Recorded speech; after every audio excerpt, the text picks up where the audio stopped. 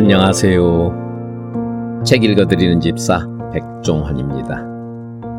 20년 전에 출판되었던 아들의 답장을 기다려며가 최근에 주목을 받고 있습니다.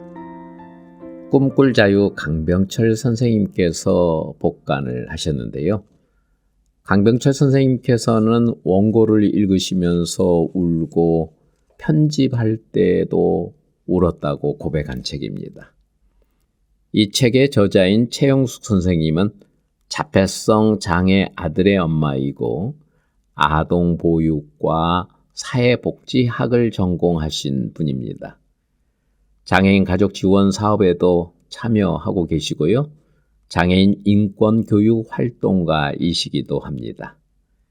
이 책을 복간한 강병철 선생님께서 이 책을 소개하면서 자폐인과 가족은 어떻게 성장하고 어떻게 세상을 만나는가?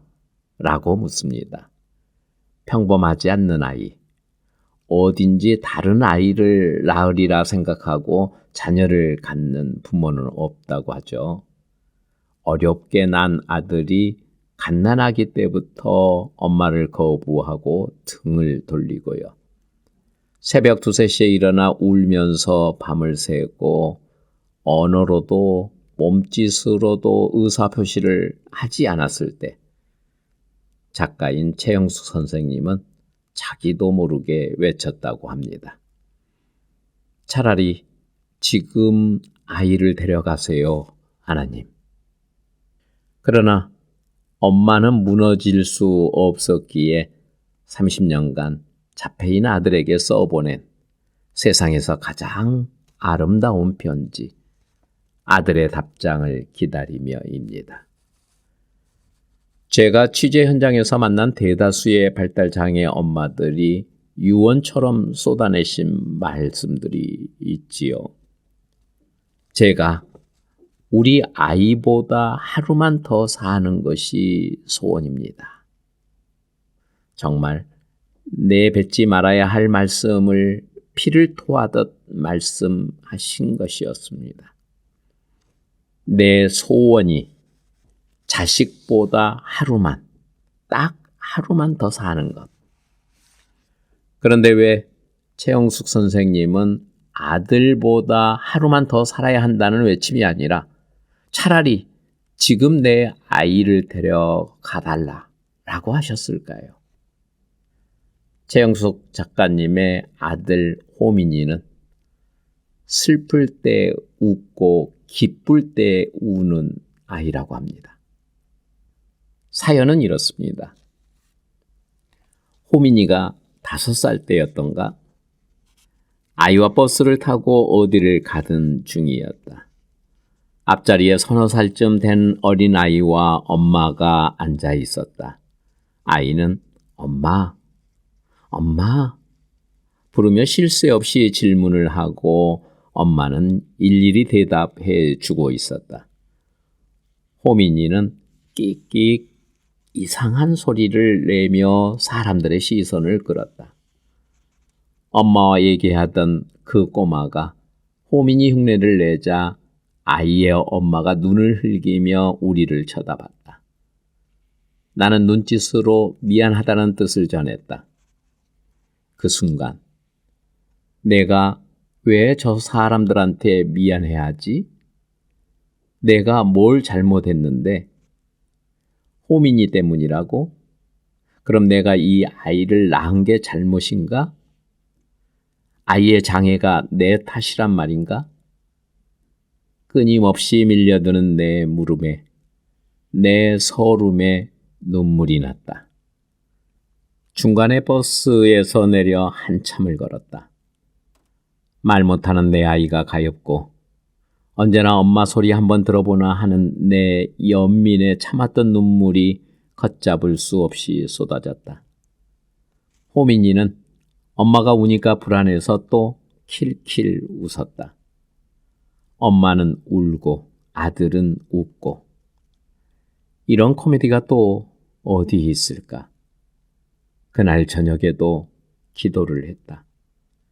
제발 이 아이를 데려가세요, 하나님.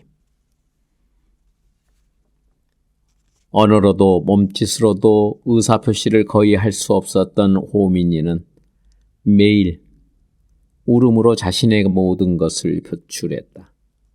낮에 제 욕구가 무시됐거나 양껏 채워지지 않는 날이면 어김없이 밤중에 깨어 울었다. 새벽 2, 3시에 일어나 2시간이 넘도록 지치지도 않고 울어댔다. 나는 아이가 울 때마다 엄마로서 아이의 답답한 마음도 헤아려 주지 못한다는 자괴감에 가슴이 찢어졌다. 때로 미안하고 속상한 마음이 넘치면 우는 아이에게 그만 그치라고 소리를 바락바락 지르거나 한참을 달래도 그치지 않으면 침대에 엎어놓고 엉덩이를 사정없이 때린 것도 여러 번이었다. 그때는 하루에도 몇 번씩 왜 살지? 왜 살아야 하지? 대답 없는 질문을 대뇌었다. 밤새 우는 아이와 씨름을 하다 보면 어느새 새벽이 되곤 했다. 울다가 지쳐 잠드는 아이를 바라보노라면 눈물이 왈칵 쏟았고 나도 모르게 또 이런 기도를 하게 되었다. 지금 아이를 데려가세요, 하나님. 저렇게 답답한 가슴으로 평생을 살아야 한다면, 정말로 그래야 한다면 어릴 때, 세상에서 덜 상처받았을 때, 해맑은 웃음이 조금이라도 남아있을 때 지금 데려가 주세요. 이와 같은 호민이의 자폐 특성이 있음에도 가족들조차 아들 호민이를 이해하지 못한 현실의 벽이 있었고요. 그리고 이웃과 사회의 장벽들이 엄마인 최영숙 선생님을 무기력증에 빠뜨렸다고 수료해야 합니다. 그렇지만요, 어머니는 다음과 같이 말합니다. 그때는 울다가 웃다가 도저히 이해할 수 없는 행동을 하는 아이와 집안에 있는 게 자신 없어서 밤늦도록 집에 들어가지 못하고 동네를 쏟아진 적도 많았다. 아이가 믿거나 싫어서가 아니었다. 그랬던 건 정말 아니다. 말 한마디 못해서 울고 웃는 것으로 제 모든 감정을 드러낼 수밖에 없는 아이가 가엾고 기쁠 때 웃고 슬플 때 울지 못하는 아이가 불쌍해서 견딜 수가 없었다. 그래서였다. 아이를 데려가 달라고 한 것은. 그렇습니다. 엄마는 내 아들 호민이가 미워서가 아니었고요. 결코 싫어서가 아니었다고 울부짖습니다. 어쩌면 예수님께서 십자가 위에서 마지막 절규였던 엘리 엘리 나마 사막다니, 나의 하나님 어찌하여 나를 버리셨나이까 외침이 아니었을까. 책 읽어드리는 집사는 이렇게 생각해 봤습니다. 내 아들 호민이가 가여워서, 너무 안쓰러워서, 그래서 견딜 수 없어서 하나님께 호소한 것이란 생각이 들었습니다.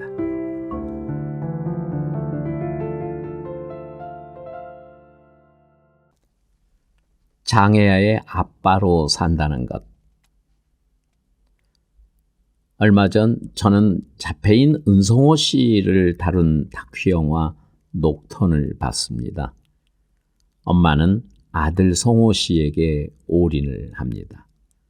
둘째 아들 건기 씨는 그래서 외롭고 부모님의 사랑이 고픕니다. 아버지는 집을 나가셨고요. 그래서 더더욱 장애가 없는 둘째 아들은 장애가 있는 형도 믿고 엄마도 미워한다는 생각을 했습니다. 아버지는 왜 집을 나가셨을까요? 저는 5살 때 엄마가 하늘로 가버리셨습니다. 그래서 엄마라고 불러본 기억이 전혀 없습니다. 아버지는 재혼을 하셨고 저원은 고아원에 맡겨졌거든요. 아버지는 왜 자식인 저를 고아원에 맡기셨을까요? 이제 저도 두 아이의 아버지입니다. 저에게 내 아이들은 정말 저의 생명과도 바꿀 수 없는 자식들입니다. 아버지로 산다는 것, 많은 생각을 하게 합니다. 특히나 장애아의 아버지로 산다는 것, 최영숙 작가님께서 쓰신 글을 통해 들어보고자 합니다. 요 녀석 빨리 키워서 낚시 데리고 다녀야지. 호민이가 어렸을 때 남편이 늘 하던 소리다. 시간만 나면 아기를 안고 흔들어대는 남편에게 아기 머리 나빠진다고 잔소리를 해도 웃기만 했다. 호민이가 8개월쯤 되었을 때는 대중목욕탕에 아기를 데리고 가겠다고 우겨서 말리느라 진을 뺐다. 그러나 아빠의 마음을 아는지 모르는지 아기는 안아도 별 반응이 없고 웃어주기는커녕 눈도 맞추지 않았다. 우리 아들 역시 사나이답다. 남자는 과묵해야지. 사나이가 웃음이 해프면 못 쓰는 거야. 내 친구 애기는 10개월에 걸었는데 얘는 첫 돌 다 되도록 왜 안 걷지? 걱정 마. 나도 두 돌이 다 되어서 걸었대. 나 닮아서 그래. 돌이 되도록 걸을 생각도 안 하고 사람이 다가가면 몸을 움츠리는 아이. 같이 놀자고 잡아 끌어도 금세 돌아앉아 자기만의 놀이에 몰입하는 아이를 이상하다고 여기기 시작했을 때에도 남편은 자기 닮아서 늦대는 것이니 걱정하지 말라고 큰 소리 땅땅 쳤다. 30개월에 찾은 대학병원에서 유사 자폐 판정을 받았다. 남편은 그때 이미 아이의 상태가 심각하다는 것을 알고 있었다고 한다. 어느 날부터인가 남편의 주량이 늘어났다. 거의 매일 쓰러질 때까지 마셨다. 밖에서 안 마시면 집에 술을 사들고 와서 혼자 마셨다. 취하면 나와 호민이를 불러 앉혀놓고 신세 한탄을 늘어놓거나 엉엉 소리내어 울기까지 했다. 그러고도 술이 깨면 아무것도 기억하지 못하는 것 같았다. 한밤중에 술이 취해서 호민이를 데리고 나갔다가 새벽녘에 들어오기도 했다. 이런 놈은 훈련을 단단히 받아야 인간이 된다며 밤중에 얼마나 끌고 다녔는지 호민이는 무릎이 까지고 땀이 범벅이 되어 있었다. 그 뒤로도 한동안 아빠가 술에 취하면 불안해서 낄낄 웃으며 집 안을 돌아다녔다. 몇 달이 지나자 남편은 주말만 되면 아예 집에 들어오지도 않았다. 연락도 없이 토요일이면 사라졌다가 월요일에 회사로 곧장 출근하는 날이 많아졌다. 어쩌다 토요일에 집으로 퇴근했다가도 낚시 도구를 챙겨 도로 나갔다. 하루 종일 이리 뛰고 저리 뛰는 아이를 잡으러 다니느라 저녁이면 녹초가 된 나는 남편까지 안 들어온 날은 살고 싶지 않을 만큼 절망감에 휩싸인 채 잠든 아이 옆에서 밤을 새웠다. 얼마 동안은 남편의 방황을 애써 모르는 척했다. 얼마나 괴로우면 저럴까 연민마저 생겼다. 그런데 날이 갈수록 나와 아이를 외면하는 남편이 미워졌다. 휴일이면 가족끼리 나들이 가는 사람들이 부러워 혼자서 아이를 데리고 공원에 갔다. 옹기종기 모여 앉은 가족들. 함께 공을 차는 아빠와 아들을 물끄러미 바라보다가 나도 모르게 눈물이 났다. 조기치료실에서 하는 부모 교육에도 나 혼자 가고 외식도 쇼핑도 아이와 둘이서만 했다. 그때는 꿈만 꾸면 늘 절벽이었다. 언제나 나 혼자서 아이를 데리고 가파른 절벽 중간쯤에서 올라갈 수도 내려갈 수도 없는 상태로 매달려 있었다. 꿈속에조차 남편은 없었다.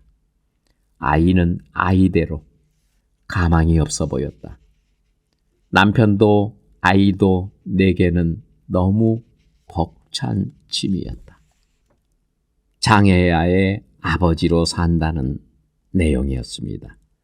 물론 지금 호민 씨의 아빠, 장애 아들을 둔 특별한 아빠로서가 아니라 그냥 자식을 둔 부모, 아빠로서 행복하게 잘 살고 계시다는 최영숙 선생님의 전언입니다. 그리고 호민이 아빠는 수다가 점점 늘어가고 있고요. 그래서 작가님께서는 딸내미 하나 더 낳아준다는 애정 넘치는 농도 건다는 책 속의 내용을 보면 저의 집이나 호민 씨의 집이나 어느 집에서와 똑같은 풍경, 똑같은 일상이 아닌가 생각이 듭니다.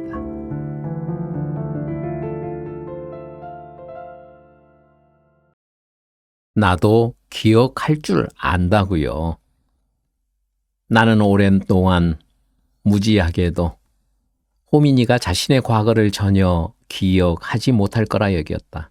아니, 과거고 현재고 미래고 아무 생각 없이 오직 자기가 만들어 놓은 혼자만의 세계에 자신을 가둬놓고 자기도 세상으로 나오지 않을 뿐더러 어느 누구도 그 무엇도 그 세계에 들어가는 것을 허용하지 않는 아이인 줄로만 알았다.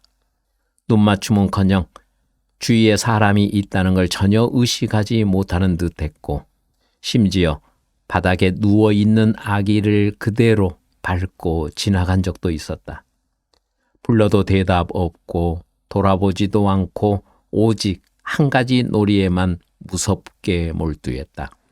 그런 내 아기 호민이가 무서울 때도 있었다. 호민이가 3학년이던 11살 때의 일이다.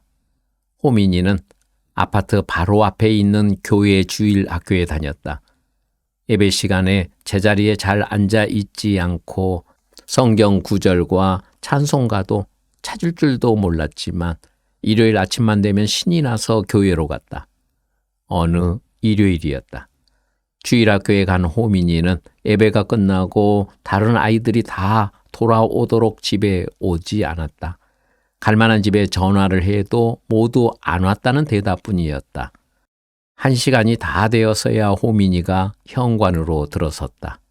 어디 갔다 왔느냐고 묻자 그네 했다. 호민이 놀이터에 갔었구나. 그네 타고 왔어? 호민이가 미끄럼 타고 엄마가 엉덩이를 때렸지? 원망 섞인 목소리로 말하며 날 쳐다보는 아이의 표정에 슬픔이 배어 있었다. 호민이가 미끄럼을 타고 엄마가 엉덩이를 때렸다는 사실을, 엄마가 호민이 엉덩이를 때렸다는 오랜 기억을 엄마 최영숙 작가는 찾았다고 했습니다. 그 오랜 기억은 이랬습니다. 호민이의 6살 때의 일이다. 여름날의 토요일이었다. 선교원과 조기치료실이 모두 수업이 없는 날이라 집에 있었다. 내가 뒤 베란다에서 빨래하는 사이 호민이는 현관문을 열고 밖으로 나갔다. 없어진 것을 알고 허겁지겁 찾아 나섰지만 놀이터, 문방구, 슈퍼마켓 어디에도 아이는 없었다. 온 동네 아파트와 상가들을 다 뒤집고 다녔지만 호민이를 봤다는 사람은 아무도 없었다. 2시간이 넘게 헤매고 다니다가 지쳐서 돌아오는데 호민이가 우리 아파트 놀이터에서 혼자 신나게 미끄럼틀을 타고 있었다. 뙤약볕에 뜨거워진 놀이터에 아이들이 있을 리 없었다. 얼굴이며 온몸에 얼룩덜룩 뗏물이 흐르는 호민이는 나를 보고도 계속 미끄럼틀만 탔다. 더운 줄도 모르고 엄마가 애타게 찾으러 다닌 것도 모르는 아이가 너무 야속하고 미워서 잡아 끌다시피 집으로 데리고 왔다. 옷을 벗겨 욕실에 들어갈 때까지만 해도 나는 이성을 찾으려고 애를 썼다. 머리를 감기고 샤워를 시키는데 호민이도 뭔가 불안한 감이 들었는지 계속 웃어댔다. 샤워하는 동안 계속 낄낄대는 울음소리에 나는 그만 폭발하고 말았다. 물 묻은 아이의 엉덩이를 사정없이 때렸다. 맞으면서도 울기는커녕 더 크게 우는 아이가 무섭고 싫었다. 눈에서는 눈물이 뚝뚝 떨어지고 입에서는 웃음이 끊이지 않는 아이가 정말 미웠다. 얼마나 시간이 흘렀을까. 정신을 차리고 보니 건드리면 핏방울이 흐를 것 같은 엉덩이를 위로하고 엎드려 잠든 아이는 천사로 변해 있었다.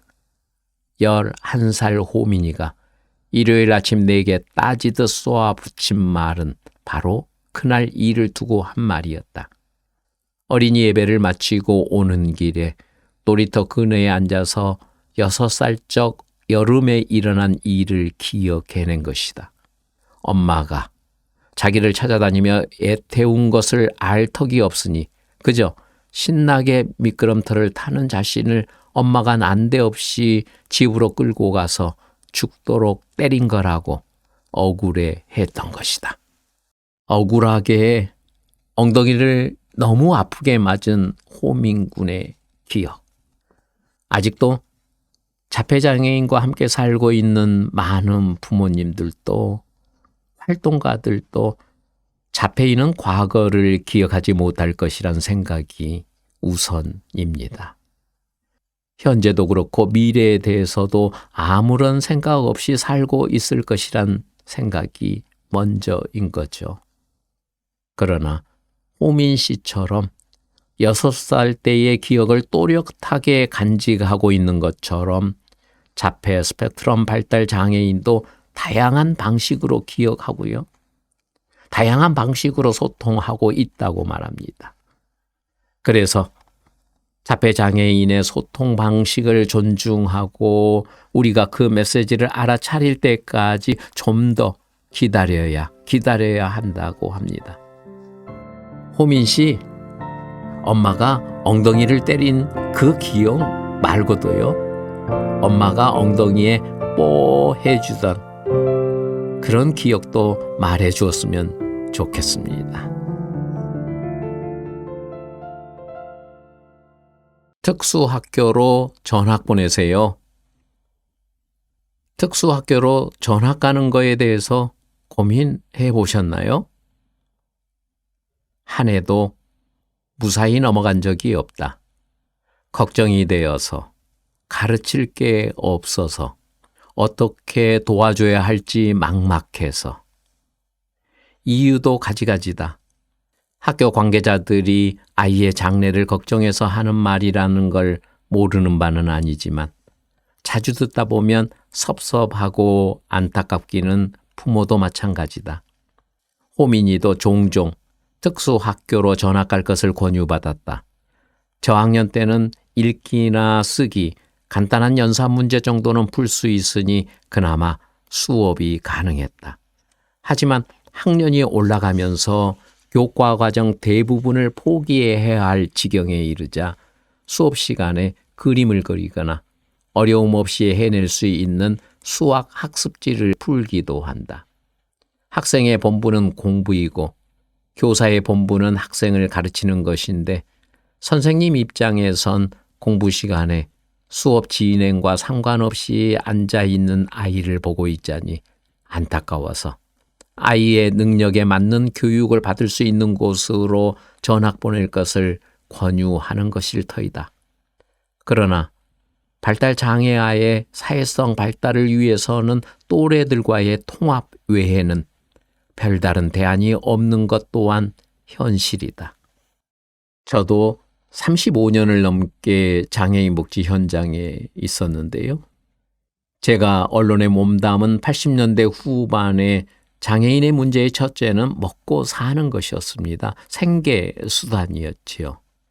발달 장애인에 해당하는 장애 유형은 언론에 거의 언급도 되지 못한 상황이었습니다. 그나마 활동이 가능한 장애인들의 몸부림이 있었을 뿐이었고요. 그마저도 누가 관심을 가져주지도 않았습니다. 사회 문제로도 인식되지 못하니 언론에 보도도 되지 않고 언론에 보도가 안 되니 사회 문제로 이슈화도 되지 못하는 것이었죠. 그래서 당시 지체장애인이었던 김순석 씨가 서울시장 앞으로 5장에 이르는 유서를 남기고 극단적인 선택을 한 것이었습니다.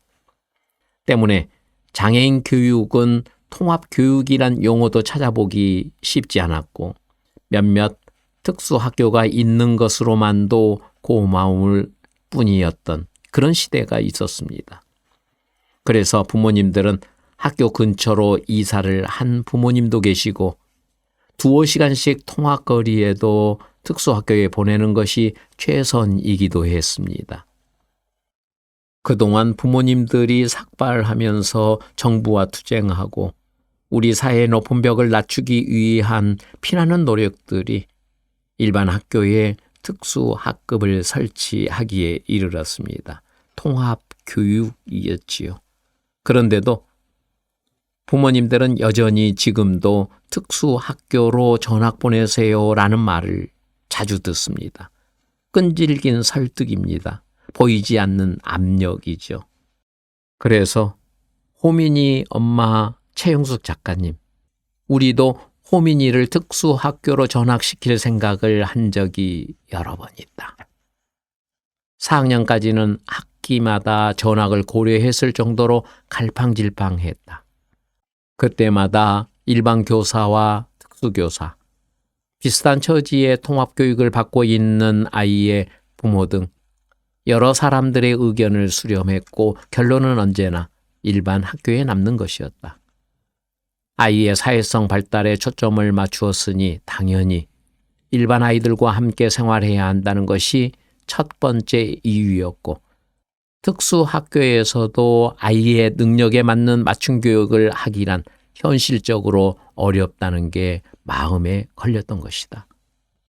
이미 통합교육을 경험하신 우리 부모님들, 그렇지 않았습니까? 그리고 이제 초등학교 입학을 앞둔 부모님들께서도 같은 고민을 하시고 여러 상담도 받으셨을 텐데요. 최영숙 작가님의 글을 통해 그분의 경험을 통해 의미 있는 결정들을 하셨으면 좋겠습니다. 자폐인 아들과 좌충우돌 살아가는 모습을 그대로 담은 책, 아들의 답장을 기다리며 제가 모두를 읽어드리지 못하지만 이 책을 구입하셔서 살아있는 경험들을 마주해 보시기 바란다라는 말씀을 드리고 싶습니다. 이 책의 저자 최영숙 선생님은 결론적으로 이렇게 말하고 있습니다. 나는 알고 있다. 장애인은 장애인끼리 교육받고 생활해야 한다는 편견의 벽은 반드시 허물어져야 하고 그 벽을 허무는 작업 또한 부모들의 몫이라는 것을 세상이 더디 변하는 것만 탓하고 있기에는 내 아이가 너무 빨리 자란다. 조급증이 나서 얌전히 기다릴 수가 없다. 녀석의 이름은 엄마 아들. 아이를 낳아 키우는 엄마들을 만나보면요. 우리 아이는 천재 같다라는 말을 자주 듣게 되는데 여러분도 동의하시나요? 특히 왕초보 엄마들은 옹알이를 하는 아이들에게 분명히 엄마라고 불렀다고 자랑이 이만저만이 아닌 것을 자주 들을 수가 있습니다. 엄마. 책 읽어드리는 집사가 환갑을 지난 나이인데요. 저는 엄마라는 말을 해본 기억이 없다고 앞서서도 말씀을 드린 바 있지만 친구들이나 같은 나이 또래들은 엄마라는 말 한마디에 벌써 눈시울을 적시고 가슴이 먹먹한 모습들을 지켜볼 수 있습니다.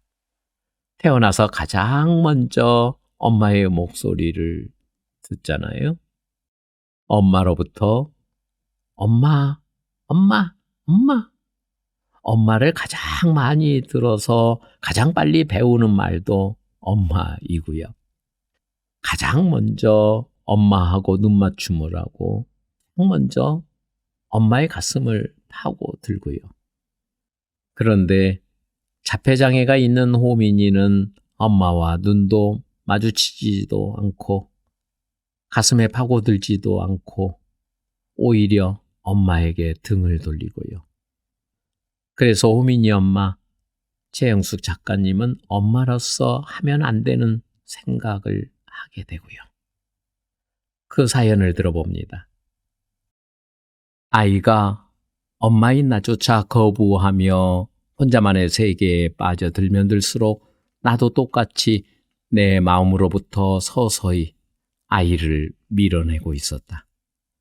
겉으로는 아이한테 끊임없이 자극을 주고 쫓아다니며 간섭을 하고 대답 없는 아이한테 말을 걸었지만 무의식에 나는 아이로부터 멀어지길 갈구하고 있었다. 나의 이중적인 모성을 깨닫는 순간 매일 밤마다 시간을 정해서 아이의 앞에 앉았다. 처음에는 막무가내로 울면서 아이한테 사과를 했다. 네가 아기 때부터 밤마다 운다고 화내서 미안해. 네가 말도 못하고 도저히 이해할 수 없는 소리만 질러댄다고 무시하고 윽박질러서 정말 미안해. 종종 너를 마음으로부터 밀어낸 것 진짜 미안해. 나를 용서해줘. 제발 엄마를 용서해줘. 제발 나를 엄마로 받아달라고 애원했다. 그러기를 두어 달. 아이는 나를 받아들인다는 표시로 내 목덜미를 끌어안으며 웃어주었다. 태어나서 처음으로 아이가 나를 안아준 날이었다. 그날 나는 내 아이의 엄마가 되었다. 아이는 15살에 맹장 수술을 했다. 수술 직후 아이가 마취해서 잘 깨어나지 못하는 것 같다며 간호사가 나를 수술실로 불러들였다. 의사와 간호사들이 삥 둘러서서 아이한테 말을 시키고 있었다. 여보세요? 여보세요? 이름이 뭐예요? 아이는 가물가물 눈도 못 뜨고 작은 소리로 겨우 대답을 하고는 자꾸 잠속으로 빠져든다. 간호사는 이대로 잠들면 큰일 난다며 나한테 계속 말을 시키란다. 야, 변호민, 눈 떠. 잠자면 안 돼. 그만 일어나자. 너 누구니? 변호민. 대답과 동시에 아이는 윗몸 일으키기 할 때처럼 상체를 벌떡 일으켜 앉았다. 마취도 돌겠는데 이렇게 갑자기 일어나면 현기증 나서 쓰러져요. 누운 채로 잠만 깨우시라니까요. 간호사가 기겁을 하며 달려들어 아이를 다시 침대에 눕힌다. 우리는 여러 번 깨웠는데도 꿈쩍도 않더니 엄마 목소리 들으니까 단번에 일어나네요. 역시 엄마 들어오시라고 하길 잘했네요. 간호사의 말에 내 목소리 톤이 점점 높아진다. 어디 사느냐, 어느 학교에 다니느냐, 몇 학년이냐. 아이도 내가 묻는 말에 꼬박꼬박 대답을 잘했다. 그래, 우리 아들 똑똑하다. 대답도 잘하네. 너 누구라고? 아이가 눈을 번쩍 뜨며 큰 소리로 대답을 했다. 엄마 아들. 수술실에 있던 의사와 간호사들이 와 웃으며 이랬다. 하하, 자기 이름이 엄마 아들이래. 엄마 아들. 엄마 아들님, 이제 병실로 들어가도 되겠어요. 엄마, 최영숙 작가님의 탄성이 들립니다. 호민이가 나를 엄마라고 부른다고 감격해야 합니다. 마치 옹알이를 하는 천사 같은 갓난 아이가 엄마를 불렀다고 우리 아이 천재라고 좋아하는 왕초보 엄마처럼 말입니다. 호민이 엄마가 하늘만큼 땅만큼 사랑하고 행복하시길 책 읽어드리는 집사가 기도합니다.